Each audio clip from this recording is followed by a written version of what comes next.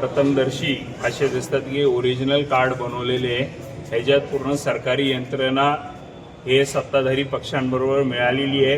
हे प्रभाग क्रमांक 4 मधले आमचे उमेदवार आहेत, त्यांनी हे मतदार कार्ड जे पोस्टमॅनचं काम आहे की ते मतदारांपर्यंत पोहोचवायचं, हे राजकीय पक्षाचे कार्यकर्त्यांपाशी हे भेटलेले, राष्ट्रवादी काँग्रेस पार्टीचे कार्यकर्त्यांपाशी हे फॉर्म भेटलेले। तर आमची एकच आरोप आहे की जे नेहमी आरोप झालेले इलेक्शन कमिशन यांच्याबरोबर मॅनेज आहे, ते ह्याच्यातून धांदळ स्पष्टपणे दिसत आहे की इलेक्शन कमिशन या सत्ताधारी पक्षांबरोबर मॅनेज असून हे निवडणुकीमध्ये घोळ घालायचा प्रयत्न करतात आहे। माझा सर्वप्रथम प्रश्न आहे की जेव्हा इलेक्शन कमिशनचे एनव्हलप्स जर प्रायव्हेट माणसापाशी भेटतात ते, तरी इलेक्शन कमिशनचं साफ फेलियर आहे। स्टेट इलेक्शन कमिशनरनी जबाब द्यायला पाहिजे की हे कार्ड कसे गेले, जी सखोल चौकशी व्हायला पाहिजे।